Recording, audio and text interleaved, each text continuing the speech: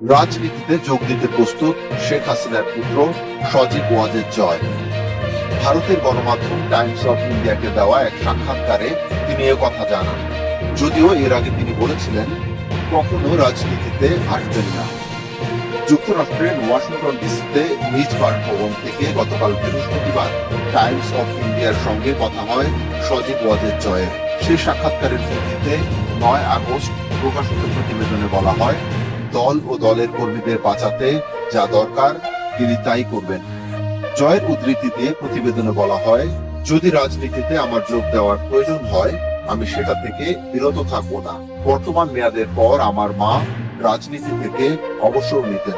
আমার কোনো রাজনৈতিক উচ্চাকাঙ্ক্ষা ছিল না, কিন্তু বাংলাদেশে গত কয়েকদিনের ঘটনায় দেখা যাচ্ছে একটা নেতৃত্বের শূন্যতা রয়েছে। দলের প্রয়োজনে আমাকে সক্রিয় হতে হবে এবং আমি এখন অগ্রভাগে আছি। দেশে বর্তমানে ডক্টর মোহাম্মদ ইউনূসের নেতৃত্বে তত্ত্বাবধায়ক সরকার দায়িত্ব নিয়েছে।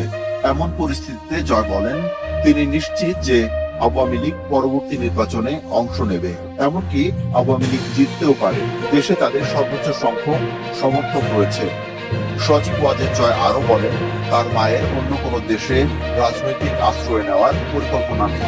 শেখ হাসিনা আপাতত ভারতে আছেন। অন্তর্বর্তীকালীন সরকার দেশে নির্বাচনের আয়োজন করলেই তিনি দেশে ফিরবেন। স্বল্প সময়ের নোটিসে তার মায়ের জীবন বাঁচানোর জন্য ভারতের প্রধানমন্ত্রী নরেন্দ্র মোদীর কাছে কৃতজ্ঞতা প্রকাশ করেন জয়।